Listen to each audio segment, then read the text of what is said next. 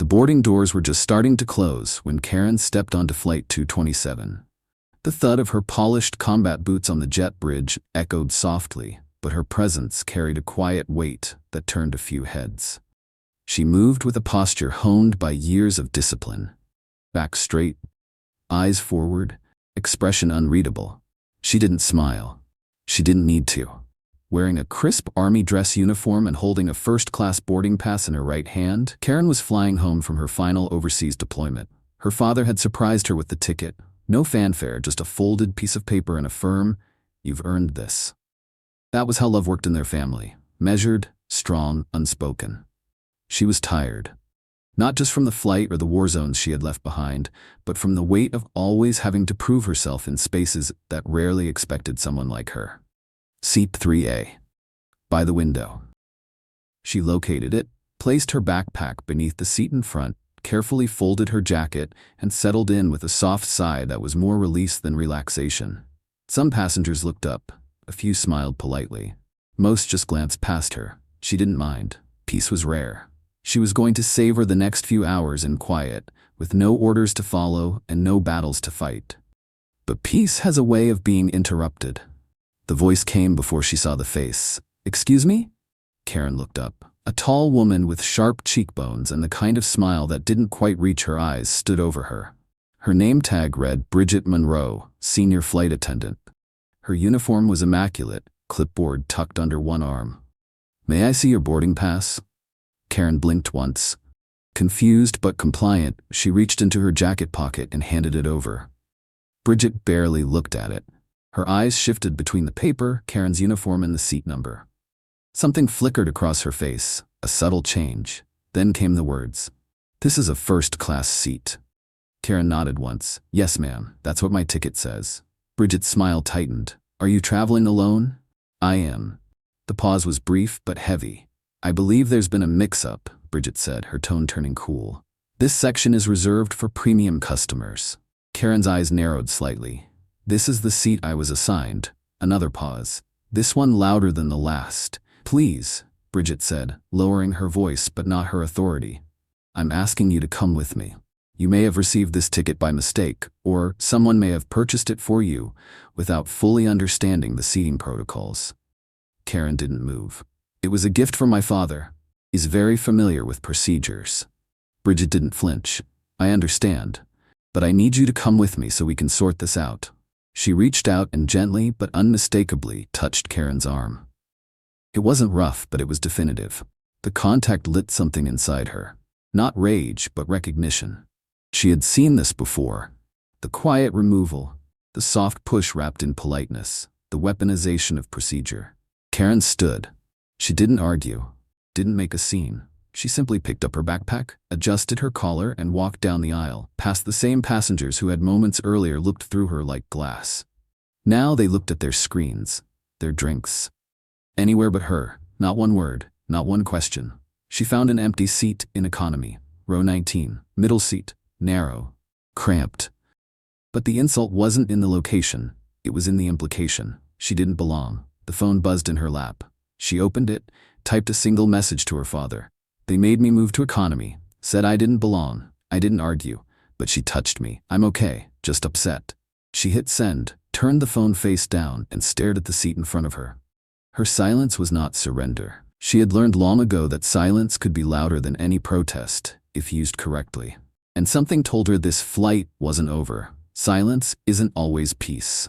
Sometimes it's the echo before the storm. The seat was narrower, the air thicker. Karen sat upright in row 19, hands resting on her lap, her phone now tucked away in her jacket pocket. Around her, people scrolled through their phones, adjusted their headphones, and tucked travel pillows beneath their necks as if nothing had happened. But for her, everything had. Years in the military had taught her to maintain composure under pressure, through ambushes, evacuations, endless desert heat, and sleepless nights. But nothing in the field had prepared her for the slow, precise sting of being told, "You don't belong here." Not with those exact words, but with every glance, every assumption, every action. Her phone vibrated again. A message from her father, Colonel Raymond Callahan, appeared on screen. "What happened?" She answered quickly, her thumbs moving fast. She saw the uniform, asked for my ticket. I gave it to her. She said it was a mistake, made me move, said I didn't belong in first class. A long pause followed. Karen stared out the window at the endless blue sky, her jaw tight. She could feel the tension pulsing in her neck, but she took a deep breath, slow, deliberate. No emotion, just control. The phone buzzed again. Flight number? That was all her father wrote. 3 words. That tone. Short. Tactical. Karen's breath caught. She knew what that meant. Her father wasn't just a soldier. He was an architect of strategy, a man who had written de-escalation protocols for conflicts larger than this entire aircraft. If he asked for the flight number, it meant this was no longer a personal matter. She typed quickly, Flight 227, LA to Washington Dulles. Then placed the phone gently on her tray table and leaned her head against the window. The plane felt colder now. At the front of the cabin, Bridget Monroe was back to her routine, refilling champagne glasses, exchanging small talk with executives in suits who chuckled at jokes they barely heard. To her, the situation was resolved. She had exercised control, corrected what she assumed to be a mistake, and maintained the order of her domain. In her mind, it was done. But that's the danger of believing the story ends when the subject goes quiet. In the galley, a younger flight attendant named Elena Moore approached Bridget cautiously. Was there really something wrong with her ticket? Elena asked in a hushed voice. Bridget didn't even look up. She wasn't on my first-class manifest, she replied coolly, and people try to sneak up front all the time. I trusted my instinct. But she was in uniform, Elena countered gently. Bridget gave a dismissive shrug. Sometimes that's the trick. Sympathy upgrades. It's not our job to verify every sob story. Elena didn't argue, but the way her jaw clenched said enough. Back in row 19, Karen's phone lit up once more. Stay calm, I'll handle it. Don't engage further. It was a familiar rhythm. Her father wasn't one to explode. He didn't raise his voice or throw accusations. He coordinated. He moved quietly but decisively. If he said, I'll handle it, the machinery had already begun to turn. Karen placed the phone screen down again and let her eyes drift shut. The hum of the engines lulled the cabin into stillness. But she wasn't asleep. She was listening. Waiting. At the cockpit, the in-flight phone rang. Captain Jared Monroe, a seasoned pilot with decades in the sky, reached over and answered casually. Flight 227, Captain Monroe speaking. What he heard next turned his entire posture rigid. This is Colonel Raymond Callahan of the United States Army. I am calling regarding a passenger on your flight, Sergeant Karen Callahan. She was recently removed from her assigned first-class seat without justification. I have already spoken to the Department of Aviation Security. You will be receiving a call shortly. Captain Monroe's hand gripped the receiver tighter. She was humiliated, physically touched, and downgraded, the voice continued. This is now a federal matter. And just like that, the call ended. Captain Monroe stared at the instruments in front of him, suddenly aware of how heavy silence could be. He reached for the intercom. Miss Monroe, please report to the cockpit. In the cabin, Bridget Monroe paused mid-step. Her polished smile faltered. Passengers looked up. She adjusted her blazer and made her way toward the front with that same confident stride, although this time, it wavered slightly.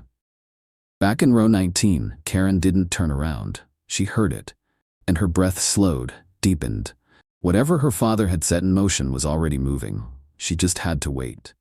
Bridget Monroe stepped into the cockpit, the click of the closing door behind her sounding more final than usual. She maintained her polished exterior, chin high, shoulders squared, hands folded neatly in front of her. Captain? She asked, voice sweet with the practiced tone of professionalism. Captain Jared Monroe didn't offer a smile. His expression was unreadable, but his eyes were firm. Do you recall who was seated in 3A? He asked. Bridget blinked just once. Yes, there was an issue. The seat was occupied by a woman in military uniform. She wasn't on my manifest, and I... Did you verify her boarding pass? The captain asked, cutting her off. I glanced at it. It matched, yes. But... You assumed she didn't belong. Bridget stiffened. I acted according to protocol. I've seen passengers attempt to sneak into first class using someone else's ticket or demanding sympathy upgrades. I was protecting the integrity of the cabin.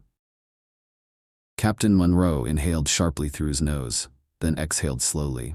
That passenger was Sergeant Karen Callahan, daughter of Colonel Raymond Callahan, a senior military official currently consulting with the Department of Defense on federal aviation policy. Bridget froze. She was removed from her assigned seat without cause, the captain continued, touched without consent and publicly humiliated. The air in the cockpit thickened. We've already received a notification from the Department of Aviation Security. This flight is now being observed for conduct protocol violations, and a report will be filed immediately upon landing. If her rights were violated, we may be instructed to divert. I didn't know who she was, Bridget said, her voice cracking at the edges. That's exactly the problem, Captain Monroe replied coldly. You didn't check, you assumed. He reached for the intercom once more. You will return to her seat and apologize, publicly. Escort her back to first class. But if you refuse, I will be forced to document this as insubordination on top of a civil rights violation. There was a long silence before Bridget nodded stiffly. Yes, sir. As she turned and opened the cockpit door, the mask of confidence she had worn for years had begun to slip. For the first time in her career, she wasn't the one managing the cabin. She was the one being watched. Bridget re-entered the main cabin. She walked slower this time. No clipboard, no champagne, just the burden of the moment tightening around her throat like a noose. Row 19 was only a few steps away, yet it felt like a corridor of judgment. She could feel eyes on her, even if few passengers dared to look directly. Karen sat exactly as she had before, back straight, hands calm, gaze distant, fixed on a cloud formation just outside the window. Bridget crouched slightly. Sergeant Callahan, she began, her voice a few notches quieter than usual. There appears to have been a misunderstanding. I'd like to escort you back to your seat in first class. Karen turned to face her slowly. A misunderstanding? Her tone was calm, controlled, but sharp as a blade's edge. Bridget's breath hitched. Your name wasn't showing up properly on our first class list. I assumed there was an error, but it's been resolved now. Karen's eyes dropped to her lap, where her phone sat face down. She flipped it over and typed a message. She's here, wants me back in first, says it was a mistake. The reply came in seconds. Tell her exactly how you feel. No filters. Karen looked up at Bridget again. You told me I didn't belong. You said this section was for premium passengers? Then you touched me. You moved me. Bridget's face flushed. She tried to regain control. It was a small gesture, a light touch. You touched me, Karen repeated more firmly now, and now you want to pretend none of it happened. Nearby, a screen paused. A glass was set down. A breath was held. The cabin had gone still. You didn't ask anyone else in first class to show their ticket, Karen added, her voice low but unwavering. Only me. Bridget's lips parted. But there were no excuses left. Only the truth. I made a mistake, she said, barely louder than a whisper. I judged, and I was wrong. Karen stood slowly, picking up her backpack. She didn't nod. She didn't say thank you. She simply began to walk back toward the front of the plane, through a gauntlet of passengers whose expressions flickered with shame, discomfort, guilt, and fear. When she reached seat 3A, she sat down without a word. Bridget stood next to her for a beat too long, as if unsure whether to speak again or vanish into thin air. If there's anything I can get you, she started. Karen opened a book on her lap, turned a page. Bridget took the hint and walked away. Back in the galley, Elena Moore was waiting. You look like you just walked out of a courtroom, she said, voice low. I apologized, Bridget muttered, placing her tray down. Her hands were shaking. You don't get points for doing what you should have done an hour ago, Elena replied. Bridget didn't respond, because for the first time in a long time, she had nothing left to say. Back in seat 3A, Karen adjusted her posture. She was no longer clutching her backpack, no longer hidden behind discipline or dignity. She simply sat, calm, composed, and entirely visible now. The woman the airline had tried to push into invisibility was now the gravitational center of the cabin. Across the aisle, a man in a gray suit leaned forward awkwardly. I saw what happened earlier, he murmured. Karen turned her head, slowly. That was unfortunate, he added, clearing his throat. Unfortunate? Her voice wasn't accusatory, it was level, as if weighing the word in real time. Yes, well, I'm sure she didn't mean it that way. Karen tilted her head. Did you say anything when it happened? He hesitated. No, I didn't think it was my place. She offered a faint smile, not amused, just tired. Exactly. The man leaned back in his seat, suddenly fascinated with the ice melting in his drink. Her phone buzzed again. A message from her father. "Security is waiting at the gate. Stay seated. Let them come to you." Karen exhaled, the kind of breath that came not from exhaustion, but clarity. Whatever Bridget Monroe thought this was, a misunderstanding, a moment of poor judgment, it had already grown beyond her. The silence, the shuffling glances, the subtle avoidance of eye contact, it had all been absorbed, remembered, and transmitted. By the time they landed, there would be no hiding behind, "Oops." In the cockpit, Captain Monroe was unusually quiet. He'd flown through electrical storms and mechanical failures, but the weight of what had occurred in his cabin had rattled something deeper. He wasn't worried about turbulence. He was worried about consequences. In the back galley, Bridget stood stiffly by the beverage cart. She had long since stopped offering drinks. Her hands were damp. Her uniform, so perfectly tailored and pressed earlier, now clung to her skin like armor cracking under pressure. She hadn't spoken a word to any passenger since the apology. Not that anyone was listening to her anymore. Elena moved beside her quietly, returning from her rounds. "They'll be meeting her at the gate," she said without looking up. Bridget swallowed. "What do you mean?" "Security. Airline rep. Captain confirmed it," Elena replied, then added, "She's not just anyone." "She's just a soldier," Bridget said defensively. "No." Elena turned to her. "She's a soldier who got pushed out of her seat by someone who didn't even glance at her ticket." The words hung in the air like smoke, stinging, lingering. Bridget turned away. She wasn't ready to hear the rest. The plane dipped gently, beginning its descent. The captain's voice came over the intercom, professional, steady, but slightly strained. "Ladies and gentlemen, we're beginning our initial approach. Please fasten your seatbelts and ensure all tray tables are stowed." The cabin shifted into motion. Seatbacks clicked into place, blankets folded, screens dimmed, but beneath the normalcy was something else. An awareness, an unspoken tension. Even those who hadn't seen the moment in row 3A earlier felt it now. Something had happened. Something was about to finish happening. Karen remained still, her seatbelt fastened, her book resting in her lap, unopened. The uniform she wore was no longer about rank or formality. It had become a spotlight, a silent declaration.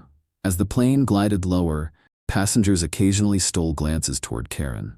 No one said a word, because no one had a word to say that would be enough.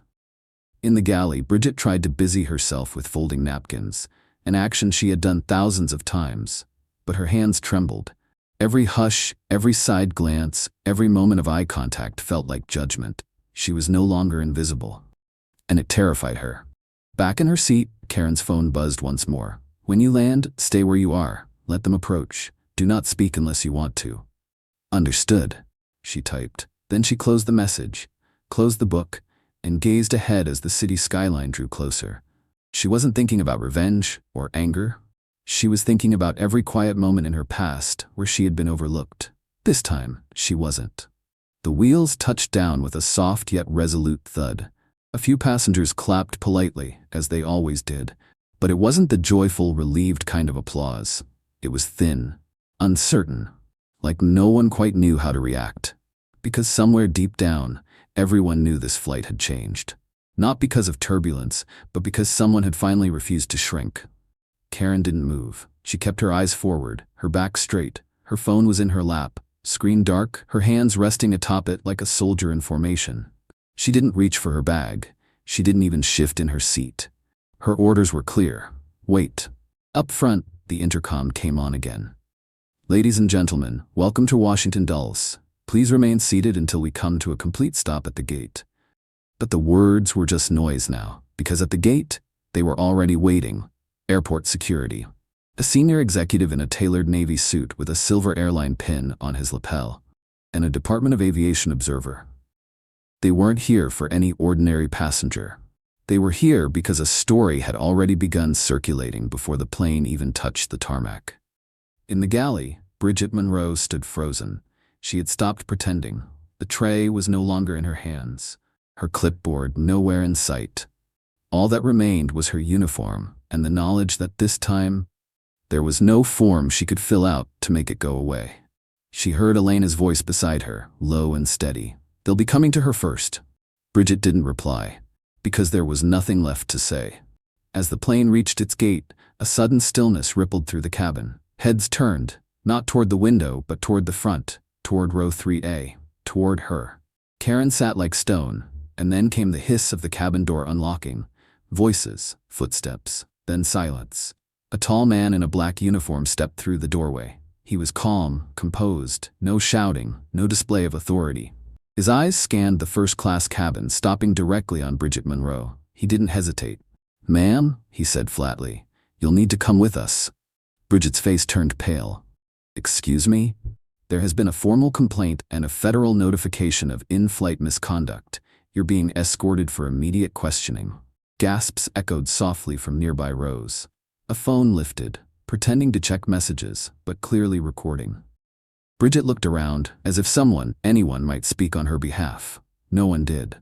She tried to defend herself. "I didn't mean," the officer raised a hand. "You'll have a chance to explain, but not here." Bridget swallowed, adjusted her blazer, and stepped into the aisle. Each movement felt heavier than the last. As she walked past 3A, her eyes drifted downward, instinctively. Karen met her gaze, calm, clear, unwavering. She didn't blink, she didn't smile, she didn't need to. That look said everything, and Bridget looked away. The cabin door closed behind her with a soft but final click. The air inside the plane shifted. A quiet exhale passed through the rows like wind through dry leaves. Karen leaned back slowly, still silent, still centered. But something had undeniably changed. In the back galley, Elena stood still, watching it all unfold from a distance. "She doesn't need to say a word," she whispered to herself. "Her silence speaks louder than any announcement I've ever made." The seatbelt signs turned off. Passengers slowly rose, but there was no usual chatter, no polite rush for overhead bins. They moved quietly, solemnly, almost reverently. Karen remained seated. She had been instructed to stay put, but even if she hadn't, she still wouldn't have stood.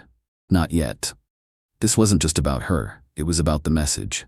A woman in 3C, mid-50s, leaned over and murmured, "I didn't know you were someone important." Karen turned her head slowly, voice quiet but firm. "I'm not. I just had a valid seat." The woman flushed and leaned back, eyes lowered. Karen returned her gaze forward. Because the truth was, she didn't need to be someone important. She just needed to be seen. And finally, she was. The jet bridge was quiet. Not the kind of quiet that comes from absence, but the kind that comes from presence. Heavy, loaded. Every step Karen took off the aircraft echoed with quiet authority. 2 uniformed airport security officers stood nearby. Between them, a man in a tailored navy blue suit awaited with the careful posture of someone used to crises, but not the kind that could be diffused with corporate language. "Sergeant Callahan," he said, extending a hand. She didn't take it. "I'm David Larson, from the Airline's Executive Response Division. I've been briefed on the incident, and your father has requested full transparency and formal accountability. I'd like to escort you to the executive lounge where he's waiting." Karen nodded once. "Lead the way." They moved through the terminal without haste. Not a single word passed between them. But they didn't need to speak, because everyone watching already understood what was happening. Employees stepped aside. Passengers paused mid-scroll. The sight of uniformed officers and a senior executive walking beside a calm black soldier in full-dress uniform sent a ripple of silent reckoning through the terminal. Through a pair of frosted glass doors, the terminal noise gave way to hushed luxury. The executive lounge wasn't designed for confrontation, but today it had no choice. Inside, soft leather chairs lined the perimeter. Marble counters sparkled under cool, ambient lighting. A coffee machine hissed gently in the corner. In the far corner, her father stood. Colonel Raymond Callahan was not a man who needed to raise his voice to command a room. Years of military service had shaped every part of his being. His posture, his gaze, his quiet control. He rose, nodded once, and opened his arms. Karen stepped into them, and for a brief second everything softened. "You all right?" he asked, his voice low. She nodded against his chest. "Yeah, better now." They stepped apart. "Sit," he said gently. She did. He slid a slim folder across the table between them. "Here's everything." Inside, a printed copy of her original boarding pass, seat 3A, her full name and her military ID. Alongside it were internal emails, incident summaries, and even screenshots from videos already circulating online. Karen didn't flinch. "I've spoken to the FAA. I've spoken to the Department of Transportation. They want to keep this quiet, offer a public apology, maybe a voucher, retrain the crew." "And what do you want?" she asked. He folded his hands. "Not revenge. Reform." She looked down at the boarding pass again. "All of this because one woman looked at me and decided I didn't belong." He leaned forward. "And now that woman is suspended, pending federal review. But that's not enough." Karen raised an eyebrow. "You want her fired?" "No," he said. "I want her to remember this every time she sees someone like you. I want the system that enabled her to be restructured." He pulled out a legal pad and tapped it lightly. "I've started drafting a policy, mandatory anti-bias certification, a transparent accountability system, digital verification protocols before any seat reassignment." He looked at her. "But I want your words in it." Karen stared at the blank lines like runways waiting for direction. After a pause, she picked up the pen. She wrote deliberately, her script clean and exact. "No airline employee shall remove or question any passenger with a valid ticket based on appearance, uniform, race, gender, or perceived class. All disputes regarding ticket validity must be verified digitally and reviewed by a secondary crew member before action is taken.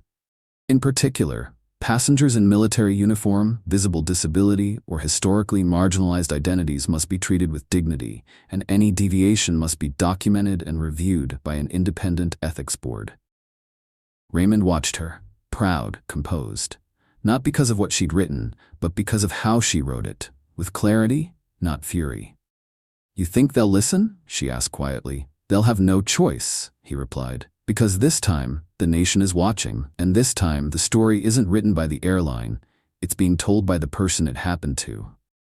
There was a knock at the lounge door. David Larson returned, holding a sealed envelope. "The airline CEO has signed a formal apology," he said. "You're under no obligation to accept it. He's also requesting a closed-door meeting." Karen opened the letter. It was polished, professionally worded, almost human. "To Sergeant Karen Callahan, we deeply regret the events on Flight 227. Your treatment did not reflect the values of our airline. We are implementing immediate changes to ensure no passenger is ever treated this way again. You deserve better, and we sincerely apologize." She set the letter down. Raymond studied her expression. "Not enough?" She shook her head. "They never said why it happened. They never named the real reason." He leaned back slowly. "You want to say it?" "I want to say it," she replied firmly.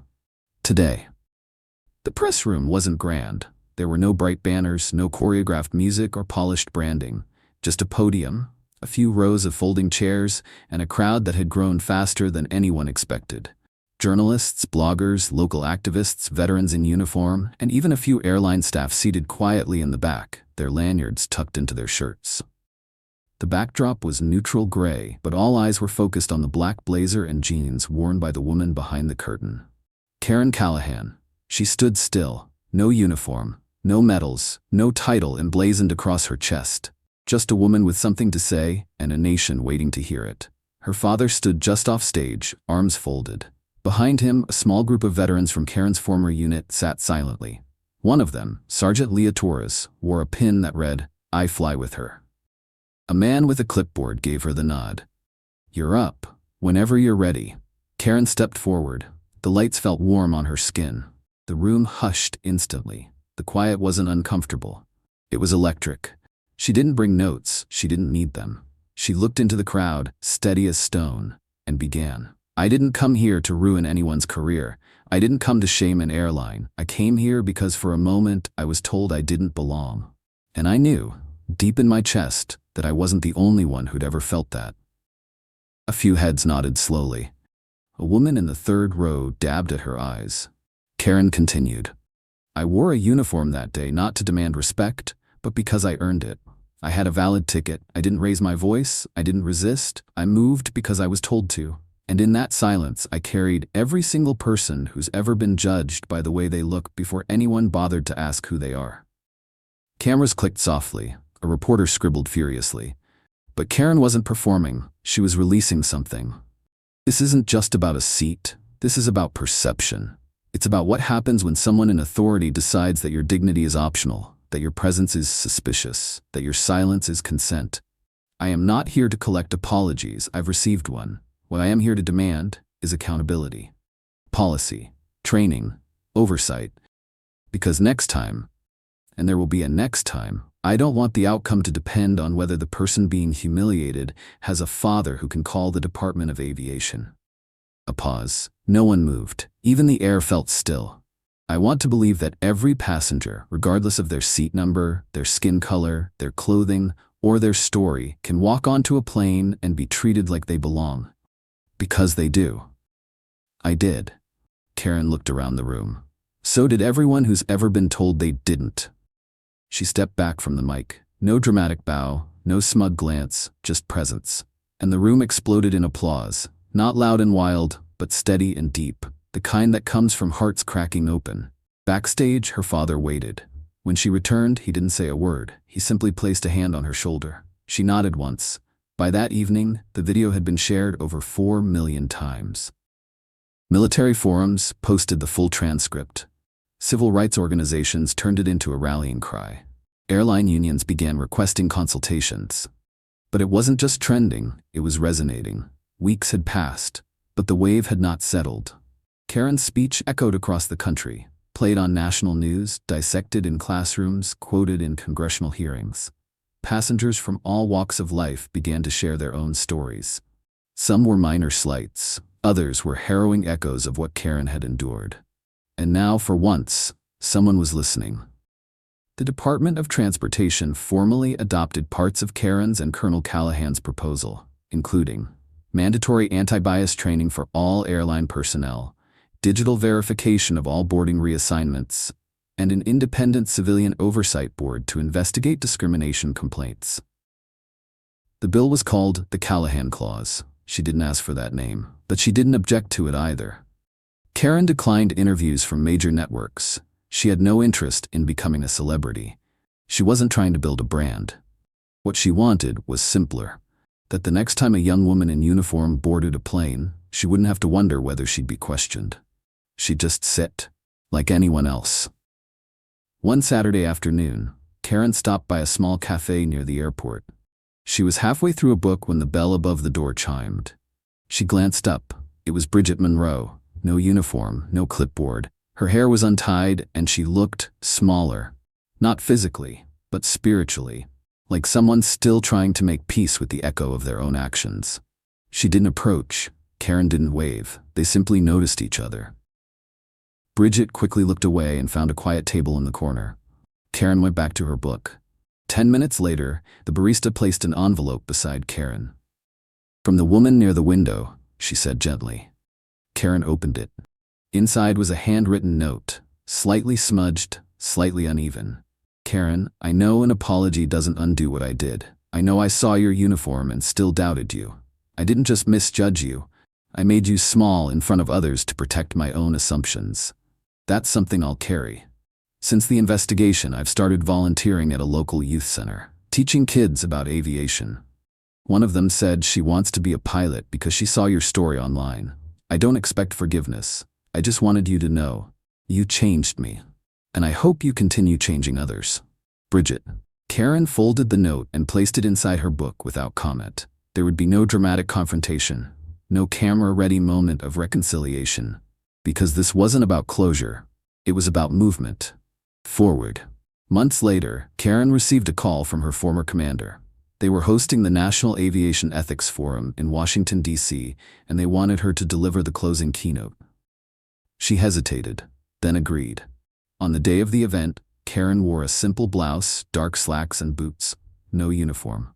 She stepped onto the stage, past the polished podiums and media booths, into the full view of hundreds of leaders. Pilots, flight attendants, executives, civil rights advocates, lawmakers. And without notes, she spoke. "The seat I was removed from wasn't special because it was first class. It was special because I had earned it, but someone looked at me and saw a mistake.